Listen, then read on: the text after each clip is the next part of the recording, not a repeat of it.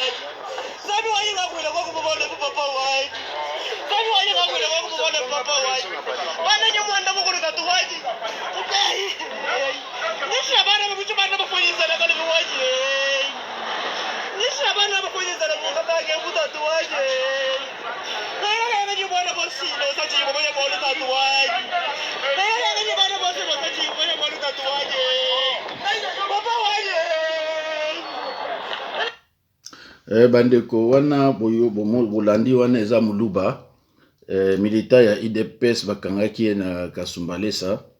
Alors ya bomoni a préféré alela na mnoko ya mboka na ye. Bandeko na ngai nouvelle naza nango lelo ezali bongo Chilombo na uti kozwa flash moko mbangu Chilombo andimi pe a demandé na l'état congolais bafuta mbongo ya Nemwanda Ntsemi parce que eza droit na ye. Lokola Congo assemblée mutu décidaki que tofuta mbongo na ye, cela veut dire que bamona kaza na raison. Alors na raison wana ba comprendre te pourquoi zoumela il faut que futa mbongo na ye ndenge batu musu bazo mbongo na bango.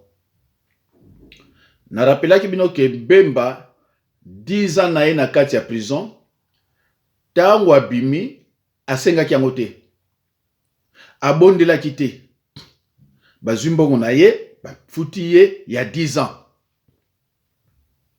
Honorable Nemwanda Ntsemi 2 ans tango aye mbongo eza te, baboyi kopesa mbongo na ye. Oyo bakataka 13 millions pour apesa ye bali kopesa yango te. Na banzi boyokaki ndeko Mokia alobaki na Kisasa mais mbongo eza ya ye, eza droit na ye, pourquoi kopesa yango te?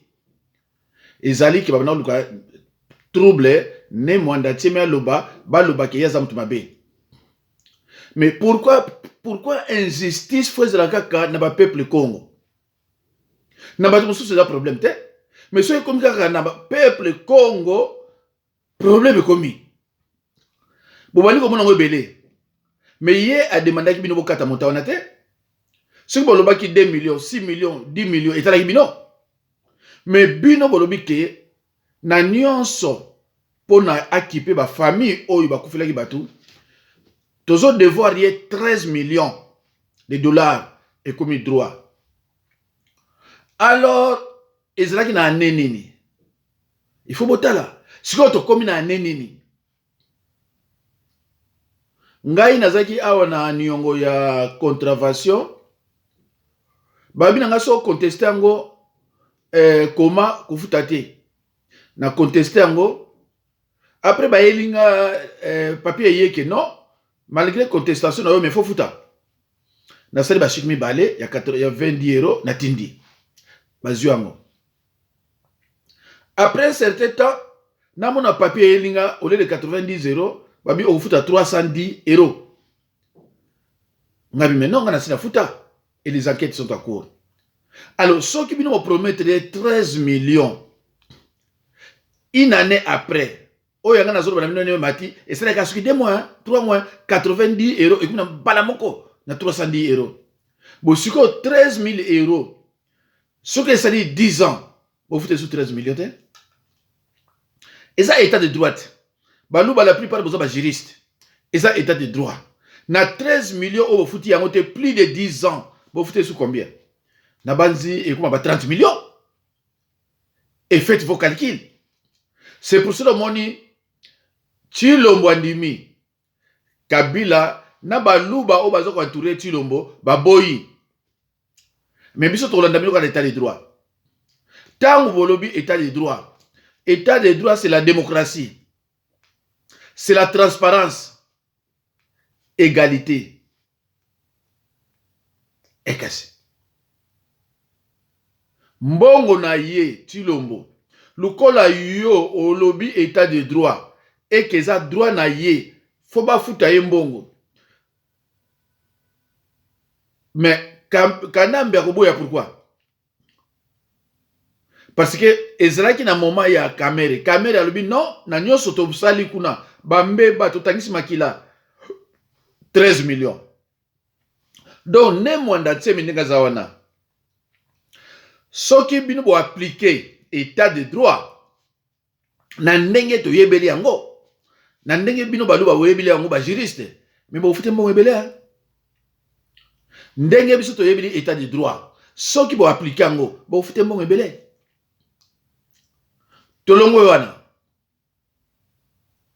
bokangi ye asali 2 ans mbongo ya ki honorable na ye il faut pesa mote mais pour nani banyokola mutu boye mande ko ngai pona nini boko nyokola mutu boye bokene okanga ye asalaki nini troisième ngona bokene okanga ye asalaki nini jusqu'à présent état de droit etika peuple na mulili na suspense bo expliquer peuple était pourquoi bokanga ye état de droit awa na France ba kangi mutu ba ko expliquer to kangi ye pona boye na boye bino bokangi ye ne mwanda Tsemi était désarmé les Makessa aussi beaucoup de ba Makessa qu'est-ce qu'il faisait, il chantait bo menacer bango bo kangi bango bo tindi ba mususu na prison ya bandundu basali nini état de droit soit kangi mutu abombaka te expliquer que mutu to kangi ye asali bo mais bino eza suspense to monaki ba Chirac awa suki bana ba président ba nini soki otage ba libérer ye président de la République mutu akendaka Tshilombo ova na poto président de la République mutu akendaka après a expliqué que mutu oyo bakangaka ye pona boye na boye tozui libération na ye ne mwanda Tsemi botika ye to mona président mon côté abimi alo bakeno mwanda Tsemi ayaki pa po asalaka boye rien bozotika peuple na obscurité. Ce n'est pas un état de droit. Tant bolobi état de droit, il faut qu'on lakisa batuke effectivement ils ont état de droit. Tant bokangi kamere, ah mais c'est vrai, c'est vraiment l'état de droit. Tant bozo kanga ba mususu ba jamar c'est vraiment état de droit. Mais et comme tant ne mwanda Tsemi, vous ne voulez pas commettre en pratique. Boni ko tiango en pratique état de droit. Bandeko oyo bazolo état de droit. Vous les baluba, bocha état de droit et pas ya ne mwanda Tsemi. Soki bino vous avez raison, vous expliquez biso que vous avez raison. Soki y a raison, vous expliquez qu'il y a raison. Bokangi il était désarmé, il n'avait pas d'armes. Bobeti machette na mutu. Azoki bapota. Tango kena okangaye, il n'était pas violent. Abitalisé qui me doutait. Mais beaucoup kangaye comme un brigand. Je dis bien comme un brigand. Bo tomole likolo, bo longole pantalon, bo menacer femme naye. Mon fils Tchibango, yo motoza avocat na ye Téléma. D'ailleurs, je vais te contacter. Téléma, procès, tout le monde y a caméra, va accélérer yango. Procès, bah, tout le monde va accélérer yango. Mais procès, il faut accélérer yango. Va expliquer peuple que t'es, tu quand même pour na boy, tu bête qui est, tu kangi, tu quel hôpital, tu déclarer fou. Ngana za kolela et attaque mosala nzambe na zolela état de droit et salama et pas ya nemonda tsemi ndenge bosala ya nyonso. Procès à Mukuna, bon accélérer qui yango. Procès ya télévisé ya caméra. Bon accélérer qui yango. Toti tosengi bino baluba bozapa ya Chilombo. Tosengi boye. Procès ya nemonda tsemi ndenge bokana kokangela ye. Nyonso o bosala nemonda tsemi ezala télévisé. Boko ka Sony. Parce que nan chiba ngona obenga yo faut demander à moi caméra est ma demander que ça la télévisé et ça qui télévisé. Tu connais bien amigo Mike. Caméra est ma demander qui est à la télévisé et les gars de la télévision. Alors si ko biso be ba Congo. Si tout biso tanzila im aussi. To demander procès ya Nemwanda Tsemi et à la télévisé. Azolo ba bien, na loka ki azolo ba bien. Bon, vous allez nous expliquer les motifs de son arrestation. Bukanga qui est pourquoi? Parce que les autres sont flou. Tout ça, tout ça flou. État de droit. Boye bisabiso. Bukanga qui n'est mon datimi asala kini. Parce que Toyoka qui moque à lobby, mais il a déclaré mongo na Bukanga pourquoi? Cela veut dire que asenga mongo. Tout le monde bat mon sous bazoloba, mais non, il y a asenga mongo na ye. Et batunyo sur la plupart bazoloba, il y a asenga mongo na ye. Il était dans ses droits. Et ce n'est pas une faveur. Tout ça va bien, sa faveur était. Il était dans ses droits. Et mais pourquoi? Pourquoi? Bon expliquer biso état de droit. Bino ba luba obo entouré ne mandate pardon entouré nani Félix Chilombo na yemoko na justice. Bon expliquer biso. Et tolingi ezala télévisé. Cela veut dire que Bobi Misama be ya ne mandate mina poisa. Biso to yoka. Parce que nous, les Bakongo, ne sommes pas des brigands. Et pas nabiso makile tangakate. But ba yeli biso makile na mboka nabiso baswahili. Pas nabiso makile tangakate. Et ça professeur sacré. Koleka ba professeur nyons. Alors, do sengi procès télévisé ya Nemwanda Tsemi. Boye bisabiso Nemwanda Tsemi basala kinini? Ba makesa basala kinini? Ils sont où pour le moment les makesa? Parce que bakaki ba makesa muke ndambo botindi bango parler na boluo so ipa na bandundu oneza ba rumeur na prison makala mais botiki siko Nemwanda Tsemi pourquoi? Parce que awa na France ceux qui mutaza malade ba traiter ceux qui saraki acte ya mabe awa na prison ceux qui li bombe na prison ba traiter ozo na prison moi c'est zemi ceux qui na zemi ça qui mabe awa na prison mais siko bo libérer Nemwanda Tsemi. Vous l'avez arrêté comme un brigand. Vous libérez pourquoi? Mais vous savez que pourquoi? Alors, il faut expliquer au peuple que c'est un parce que Azan a raison. Alors, le col Azan a raison. Il faut réparation des préjudices. Obligatoire. Réparation des préjudices. Il faut réparation des salaires. Réparation des salaires. État de droit. Ça t'est. Ngazo n'a pas me soutenir. Ngazo n'a pas na état de droit. Et c'est lui. Et ça, c'est un problème. Et ça peut être que je sois naté. Mais, pourquoi Nemwanda Tsemi, quelqu'un qui était désarmé, arrêté comme un brigand, tout ça, Azoki, et dérangé après Boké déclaré fou. Alors, il faut qu'on précise ça. Il était fou avant son arrestation ou après. Il était fou avant son arrestation ou après. Vous précisez ça, Toyeba. Toboyi, c'est un bon à cachette. Il faut l'État à l'Obake. Non, Nemwanda Tsemi, en tant qu'ancien, honorable, tu foutu un bon d'abord, tant tu kanka liboso. Allez, vous expliquez ce que yo, vous kanka première arrestation pour la nini. Bon libéré qui est à Outaki Wapi. Suspense. Bino, l'État me dit non, tu kanga kaye azara telle place. Ah, mais ça c'est un pays de désordre. Mais comment payer? collègue na ye, ba député bouche B, ba sénateur bouche B, tout le monde m'a dit mais une veste. Oh. Mais auti wapi, ti le loto éviter. Ti le loto éviter. Alors mbongo na ye, oyo nyonso boko kopesa ye, bo bloquer amo. Azana droit na ngote, azana droit ngote yoza nani. Yoza nani po bloquer ba bongo na ye. Et on expliquer biso pourquoi ya ye bo bloquer, ya bemba bo fouti. C'est clair. Toujours le comme société, toujours le soit na te, toujours luka transparence. Toujours luka état de droit. Oh yobino bolobi.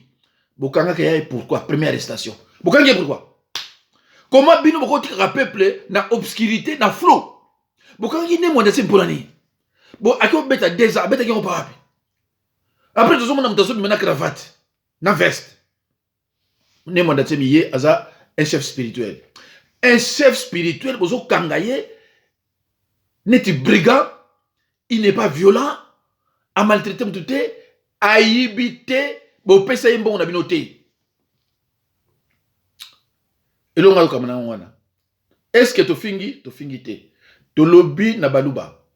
O bagana kangaye baluba. O bagana kangaye baluba. O yo, bagana ko traité yé pa yazala ki baluba. Donc ce qui ti lombote de babomaki. Boke na eti pona kolobaki o corona to tia makele le botiki ba mi yibi. Comment me ozande ngwana? So tia makele te, ah maintenant corona le ba biso ke non, azala corona ali pouf akufi. Ta o monte le bio et comme suspense. Bandeko ba congolais totelema n'état de droit.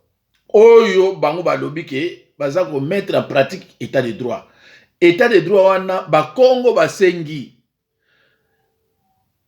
Bon la kisabiso état de droit na ne mondatsemi.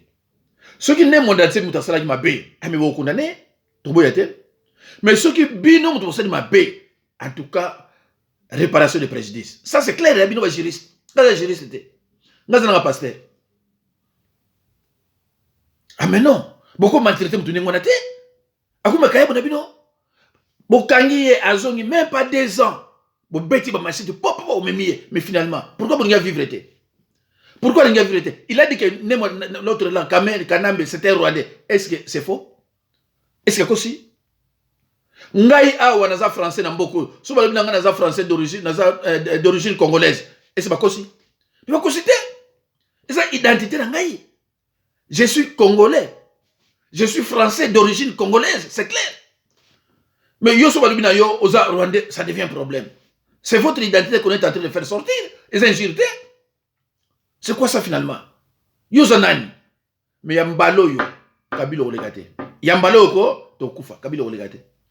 Allo bandeko na ba bino bobonde la pona nani na yebite so bomoni yango bien nti la bino susu nani militaire IDPS na kasumbale pa bamboka wana telema za ba komo moko eza ba kongo te na kongo te azolela muluba a préféré aller la Chiluba pour nani ba conseiller ya Chilo ba yoka ba signaler ko kuna ke ye ba kangiye aza militaire IDPS amoni ke ya ko mona pas cité parce que dans le pouvoir alors bino baluba na ba conseiller bo signaler nani Félix Chilombo ke muluba ba kangiye bino tuzo koma ko ngazo ko na ngonte tika to bandira on suka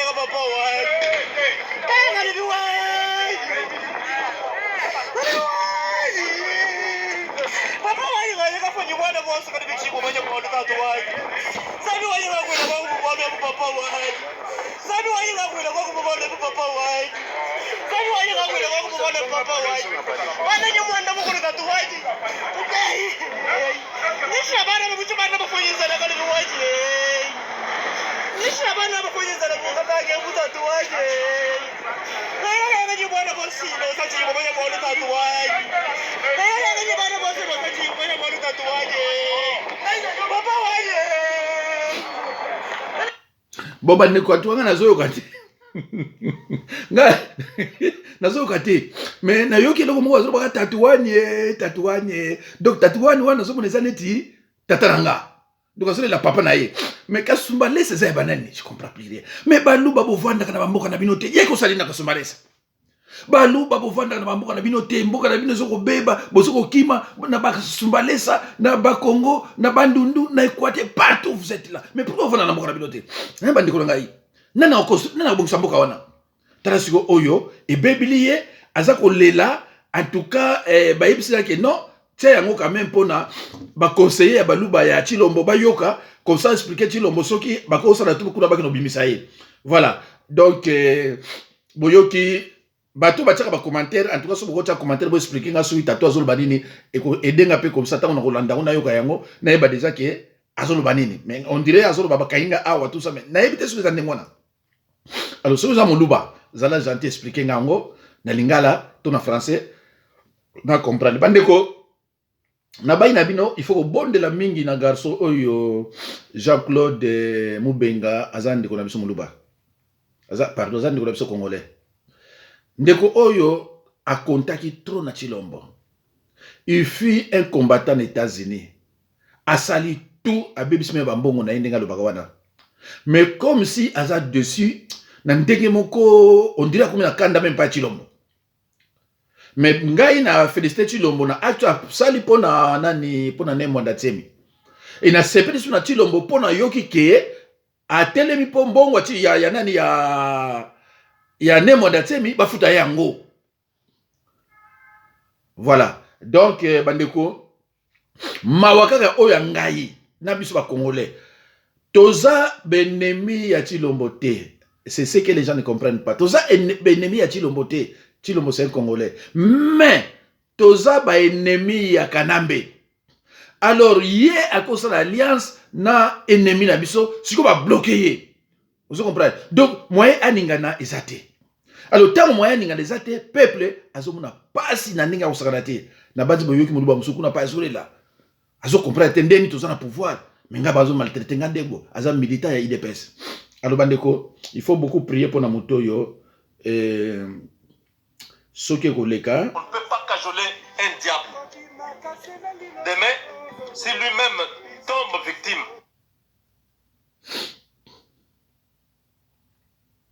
Oh là là là là là, bandeko. Moi je suis du Kasaï, je ne suis pas congolais. Je suis kassaïen. Oh. Le Congo c'est la nation dans laquelle les Kasaï se trouvent.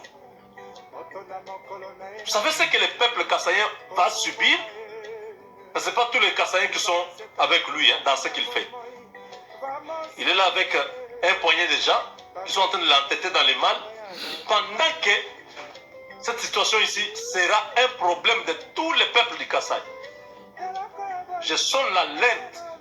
Kudibenda Kasaï bons, Kayanda Ken. Nous battons le Tshisekedi, Wenza Bidi Wenza. Du moins, on va Djibouti.